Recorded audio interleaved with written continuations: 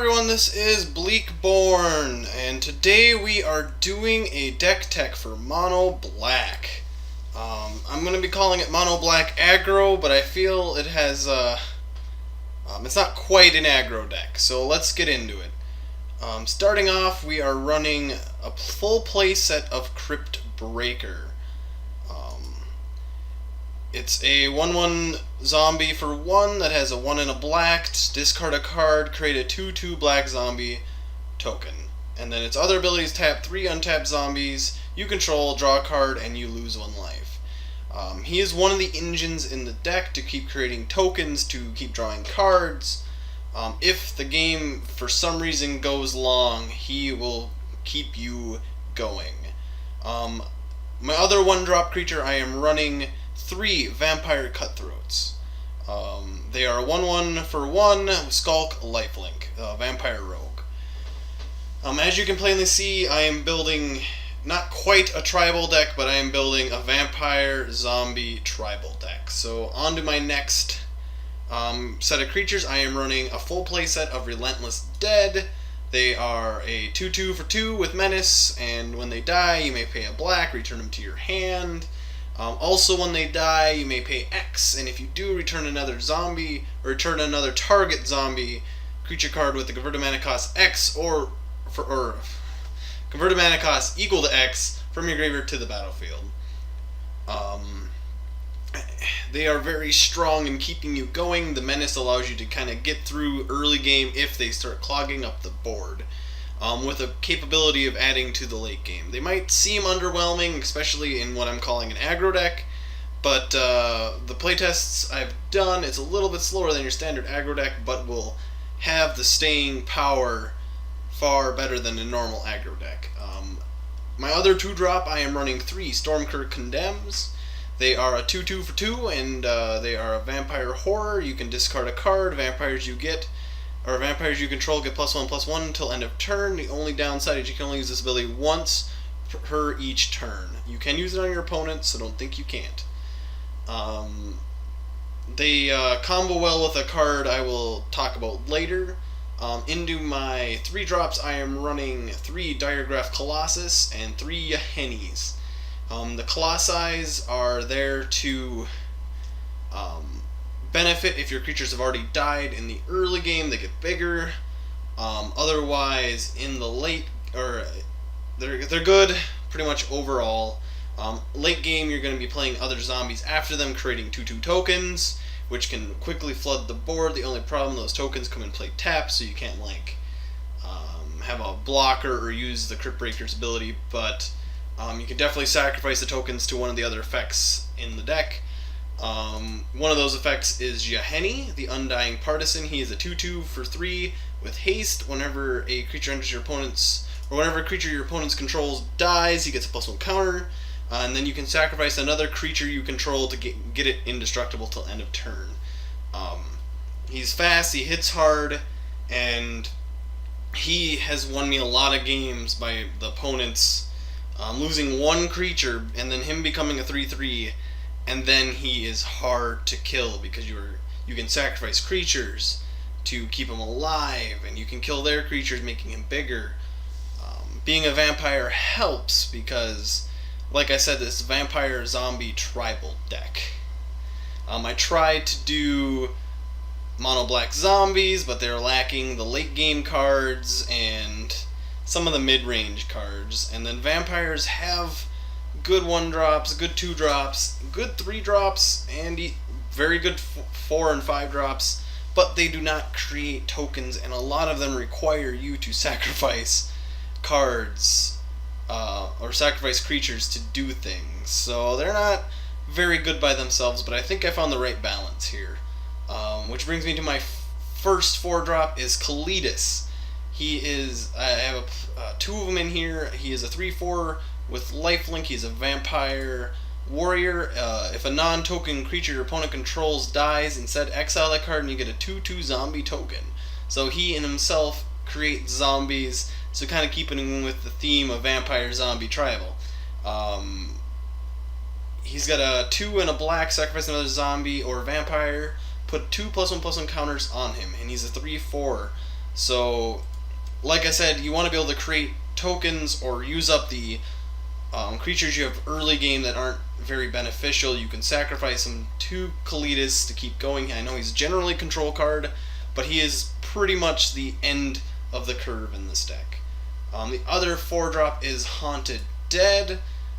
I needed a good strong zombie card that would allow me to do a couple things. This one is a 2/2 for 4, which kind of seems bad on its own. When it enters the battlefield, you create a 1/1 white spirit token with flying. So it's a 4 mana for 2 creatures, total power of 3, 1 is flying. So it's about a 4/4 for 4, essentially. The other ability it has, 1 in a black, discard 2 cards, return it from the graveyard to the battlefield tapped. The token it creates does not come in play battlefield tapped, so you can create a surprise blocker, or you can trigger some other effects I will talk about later. Early game, you can discard him to Cryptbreaker to create a 2/2 token, and then like the next turn reanimate him into play, like turn 3, to get a 2/2 and a 1/1. So you'll have a lot of creatures right there if you want to go wide.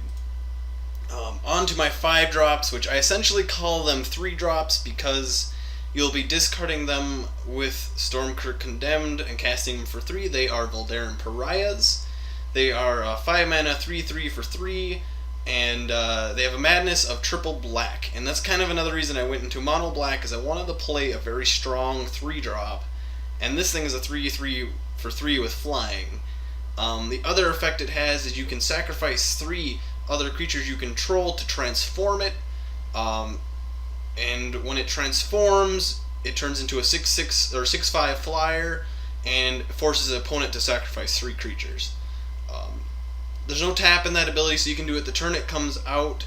So if you need to like wrath their field, essentially, that's what it's going to do for you on a creature. Some of the cool things, you can discard it on turn 3 with the Condemned, cast it for 3 on curve. It's a 3/3 for 3 at that point. Otherwise, if you, per se, have a lot of mana, or generally it's going to be 5 mana. If you want to do some crazy combat shenanigans, you can do one of 2 things. If you have it in your hand on turn 5 and they're attacking you, 5 mana open you, and you have a Cryptbreaker out, you can discard the Pariah with the Cryptbreaker, creating a 2/2, and getting the Pariah, and then sacrificing the 2/2 and the Cryptbreaker, plus 1 other creature, to wrath their field, essentially, during their combat step, and then block with a 6/5. You can also do that with Haunted Dead, where you'll pay 2 mana, reanimate Haunted Dead, you discard it and something else, playing Pariah, you get 2 creatures for Haunted Dead, then you can sacrifice them to the Pariah. As long as you have 1 other creature, it does not work if you only get the 2 creatures, so it's a little, sometimes they can foil it, but generally you're going to do some crazy shenanigans if the game goes long. Otherwise, the last drop is Distended Mindbender, and I'm only running 1 of them as kind of like the top end of the curve. I know it's 8 mana, but with that emerge cost, you are playing it on turn 4, usually sacrificing either a Haunted Dead you brought back earlier, a Colossus, or Yahenni to get a 5/5 for 4, which, in my opinion, is pretty strong. That nets them -2 card advantage. You get to rip 2 cards from their hand on turn 4 when you emerge cast this thing. It is very strong. Obviously you can get flooded and cast it way later in the game for 8, or you could sacrifice a 1-drop or a 2-drop later on and cast it for a little bit more. But it's still a very strong card, but I am only running 1 because it will clog your hand and you might be forced to discard it with the Condemned to buff the Condemned early, or toss it with the Cryptbreaker, or even with a Haunted Dead, just to continue the game playing cards. The next things are those spells. I am running 4 Grasp of Darkness.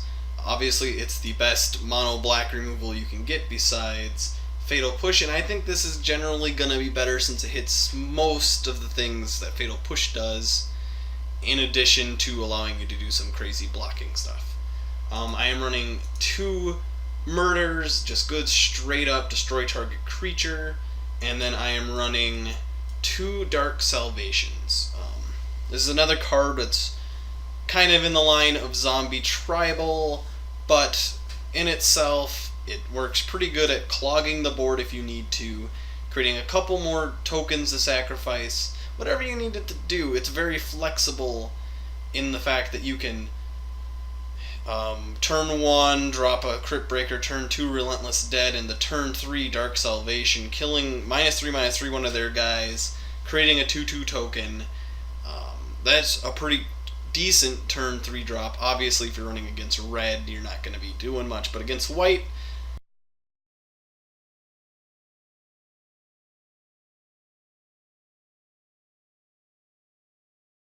so you're not wasting a turn, but you're essentially killing one of their creatures and getting more power on the board. Very strong, underrated card.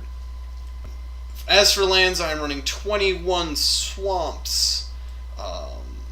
Obviously, a mono black deck doesn't need too much more. I'm also running 1 Blighted Fen to act as a late game removal if I need it, because I don't need a lot of lands. And then lastly, I'm running 2 Westvale Abbeys as my last alternate win condition. If you're getting board stalled, you can pop a bunch of your tokens that you've been generating to create a 9/7 lifelink flying trample, or not no trample, 9/7 flying lifelink indestructible haste. Also, if you have a lot of extra mana, you can create tokens each turn to keep your Yahenni alive. There's a lot of useful things with that land. As for sideboard tech, obviously this depends on your meta. I am running Harsh Scrutinies, Transgress The Mind, Ruinous Path, Lost Legacy, Yahenni's Expertise, and Gonti. Each serve their own purpose, and for me, I like turning this deck into a control deck. That's why I'm running a lot of control cards in the sideboard. If I'm in a hard matchup that aggro just can't get through, or something, I can swap it to a control deck that will have a better chance. Transgress is one of your only ways in black to deal with artifacts. Gonti kind of works where you can steal one from the top of their deck. Otherwise, Lost Legacy is your only way of dealing really with enchantments. Harsh Scrutiny probably can be swapped out, but that 1 mana removal essentially and a scry I think is worth keeping in the sideboard. You kind of can play around your opponent once you know what they have. Or if there's a creature that you can't kill outright with removal, which barely happens, but you can rip it from their hand early, allowing you to not worry about it so badly. Upgrades for this deck, I wanted to keep it close to budget as I possibly could, excluding the 2 Kalitas. They are obviously the most expensive card in the deck. If you had money, I'd recommend trying out some Lilianas in here. You can even run Fatal Push. At the time of making this deck, Fatal Push was $5 a card, and I figured I could get more variety and do some more testing instead of buying 4 Fatal Pushes for $20. I was like, nah, I'll just get the 2 Kalitas and keep the deck fairly budget. Another non-budget inclusion could be adding 2 more Kalitas to the deck, allowing you to, you probably could pull the Haunted Dead. Kalitas is strong, period. He is gonna do a lot of work for you. Other inclusions could be, let's see, yeah, pretty much Kalitas, Liliana, Fatal Pushes. You probably could run, if you were going more for the control deck side of it, you probably could grab a, what is it called, the Noxious Gear Hulk. There's plenty of other really strong black cards in the set, and Obviously, this deck is still in the workings, but I've played plenty of games on MTGO and have had very good luck. I have high hopes that Amon Ghet will bring us some more zombie cards, and this deck could progress into being a very, very strong deck very quickly. But obviously it still needs a teensy bit more testing, but from what I've seen, this has been the best layout for the deck. If you've liked this video, please like and subscribe to see more. Please leave a comment if you have any suggestions on improvements, or if you like the deck at all. I like to say that this deck is more of a mid-range aggro deck, if that was a thing, than going straight all in with no late, or no contingency plans, without actually running contingency plans. But this is Bleakborn signing out. Thank you for watching the video.